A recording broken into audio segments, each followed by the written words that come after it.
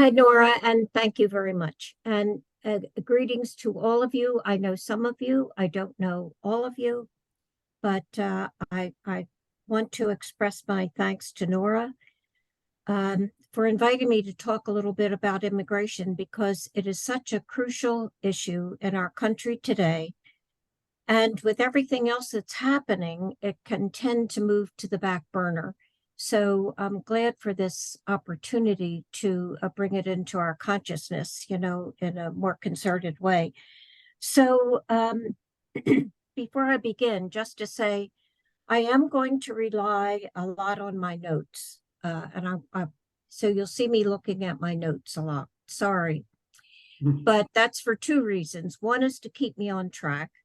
And the other is because I'm not really an expert on immigration.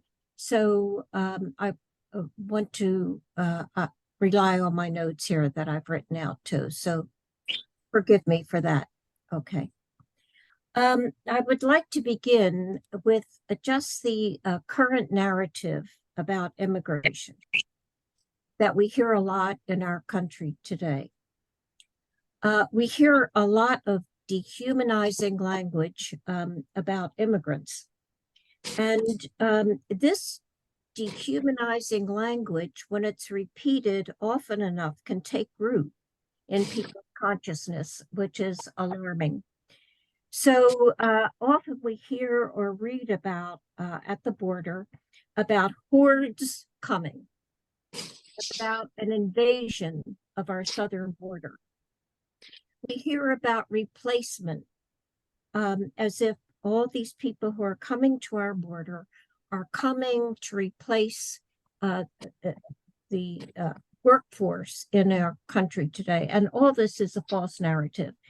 We have one presidential candidate who's saying that the current president should be indicted for allowing 8 million invaders coming across the border bringing drugs.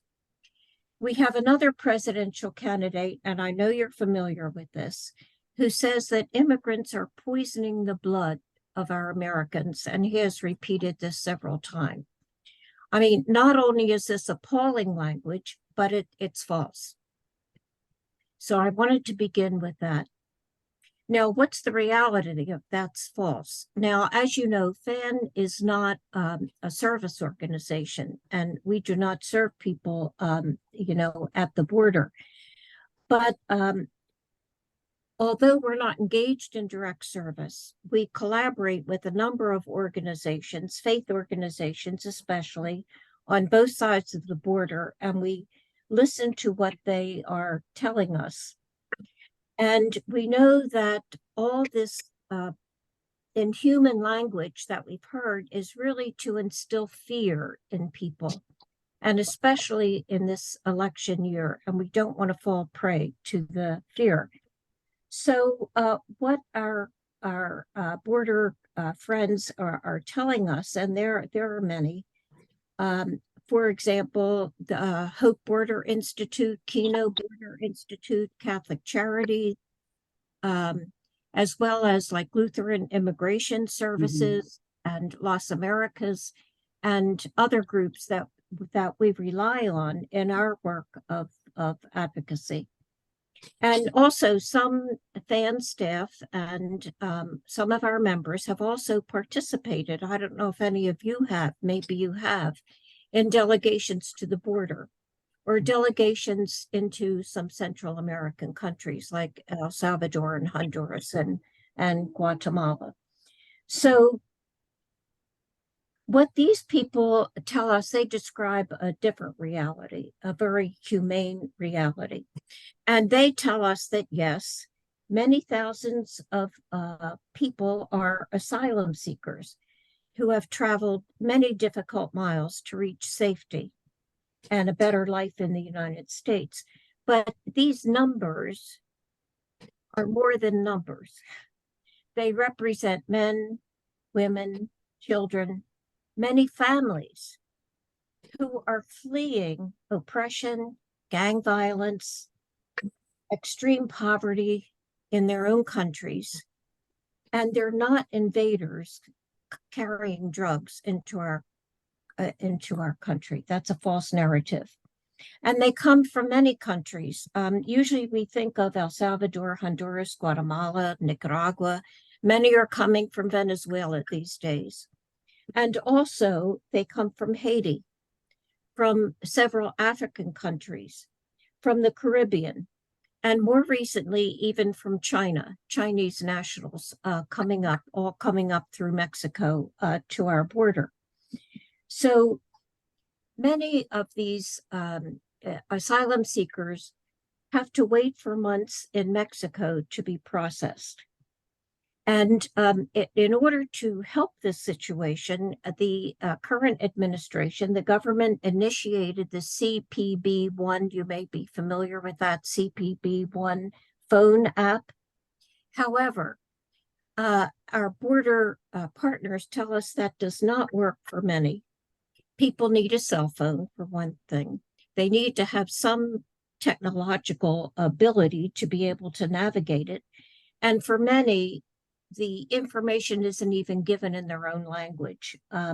So it's not turning out to be as helpful as the government had hoped.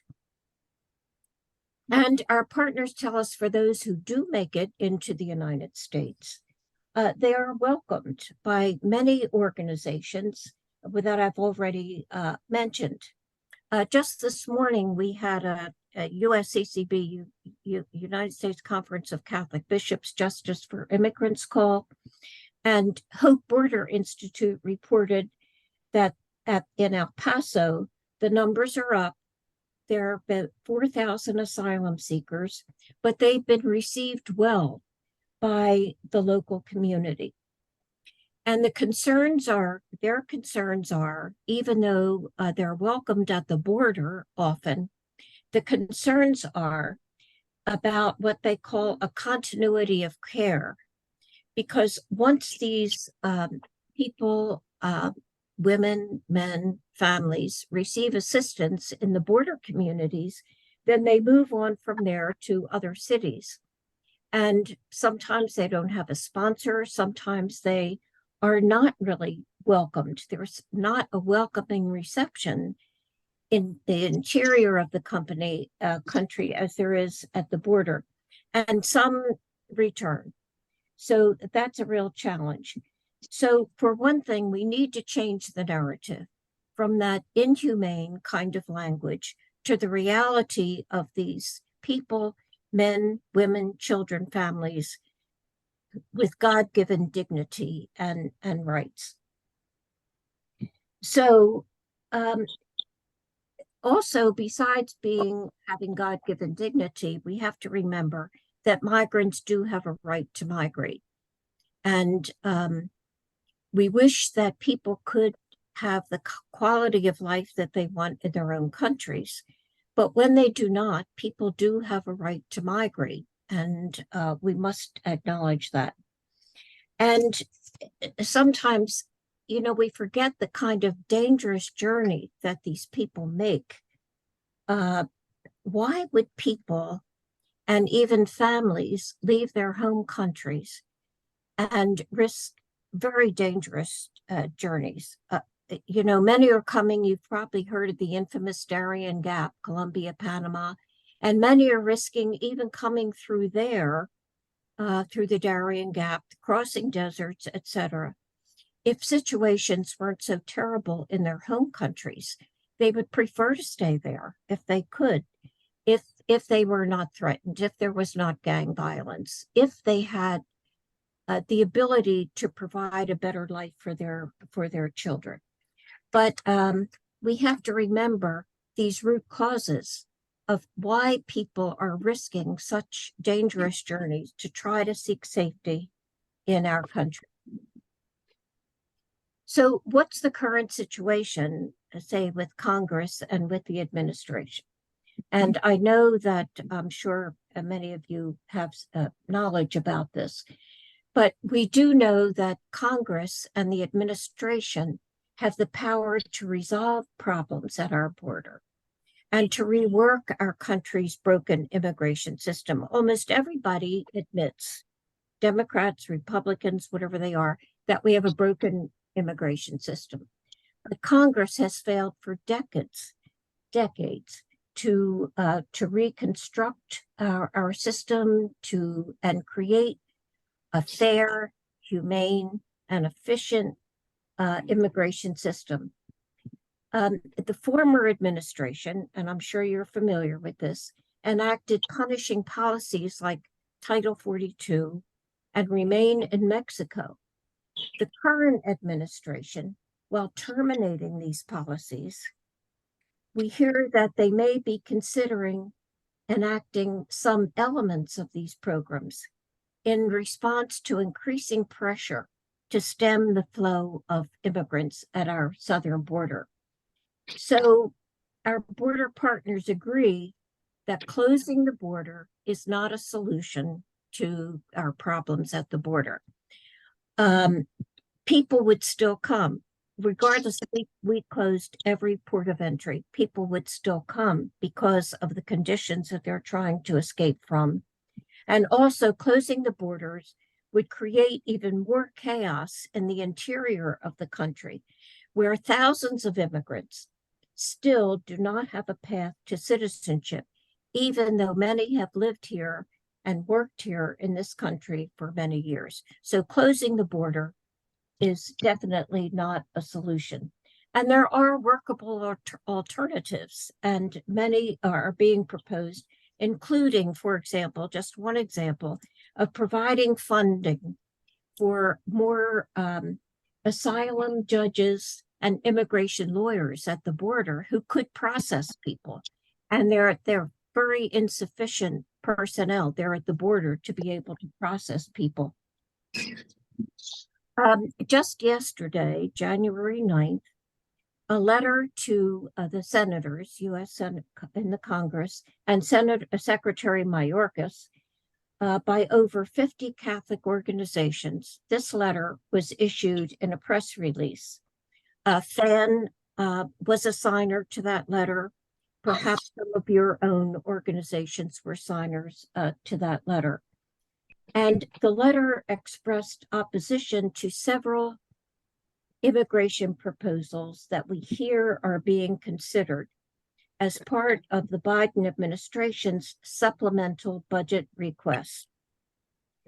I have to note, just before I opened my screen, there was a message on my computer, an email from Dylan Corbett, who's the executive director of Hope Border.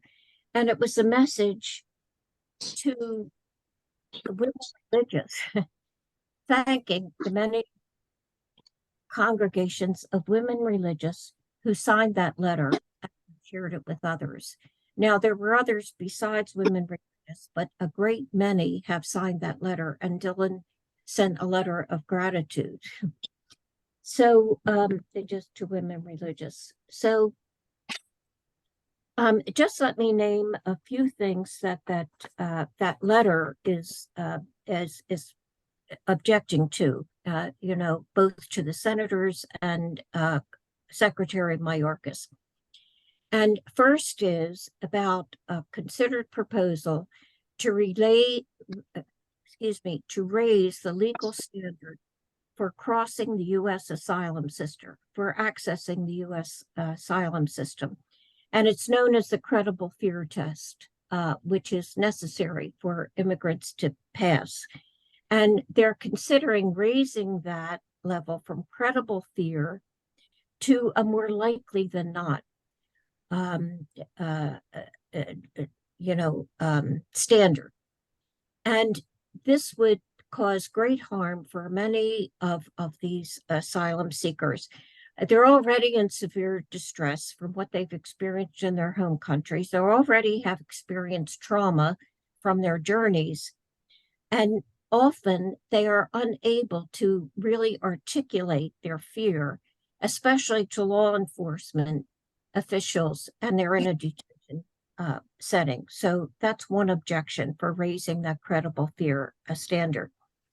Another one is a considered proposal to mandatorily detain asylum seekers while they await their hearings, to keep them in detention. And it's inhumane, detention has a detrimental effect, and that's been proven physically and mentally on people held in detention, often for months on time. And so it has a terrible impact on individuals, on families. And it's also a waste of taxpayer dollars in addition to the humane reason. Another considered proposal is to expand the expedited removal throughout the country, which would violate really basic due process protections and lead to many disastrous consequences, which would target people for expedited removal. And the letter indicates that as many as 70% of undocumented immigrants have lived here for 10 years or more, and they still could be threatened with deportation. And then finally, the letter expressed concerns about a proposal to give a president, any president, unbridled authority to close the border. And already during the Remain in Mexico years that we had, migrants, including many women with children, are subject to danger and violence by criminal elements in Mexico. So the Remain in Mexico policy was a disaster. People are open to traffickers and other, violations of their humanity and their rights. So the letter issues then a call to the senators and to Secretary Mayorkas, and also to join many U.S. Catholic bishops, call for the same thing, for a bipartisan process to comprehensively reform the U.S. immigration system. I mean, that's the real answer, but that certainly is a long time off, probably. Right now, the situation is that the administration is eager to obtain funding, and I think you're aware of this, to assist Ukraine and his supplemental budget request. But in the House, the Freedom Caucus in particular is adamant that any kind of funding that would be given to help Ukraine must be tied to stricter border enforcement. And they're really calling for reinstalling Title 42, which was a disaster, but really actually closed the border.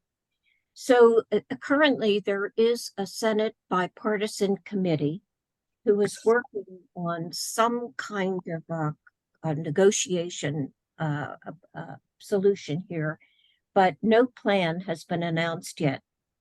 Each week we keep looking for a plan to be announced from this bipartisan committee from the Senate, but nothing yet. And it will probably, when it is issued, have stiff resistance in the House. So we're certainly urging Congress not to use immigrants as bargaining chips in this, to get money for Ukraine. All right, so penalize immigrants. Sadly, it is for me, and I'm sure it is for you too, that some of these anti-immigrant members of Congress claim to be Catholic. And that's most distressing. For example, the Catholic governor of Texas, Governor Abbott, and you may be familiar with it, recently enacted a law which is often called the Show Me Your Papers law, and it empowers every law enforcement official in Texas, including local police, to question the citizenship of any Texas resident and to detain them. Now, that sounds outrageous. It sounds unconstitutional, which it is, but he recently signed that law. On January 3rd, just a few days ago, the Department of Justice filed a lawsuit against this law, SB 4. It was entitled, as unconstitutional. And this law challenges the federal government's clearly defined powers on immigration. It's not a state, it's the federal government's legal right to determine immigration policies. So that that lawsuit has been filed by the Department of Justice against a law which was signed into law by a Catholic governor. Quote unquote Catholic governor. So, social teaching. I'm sorry. Yeah. Okay. So here we are with this current situation. A lot more could be said, but they're kind of some of the key elements of where we are now.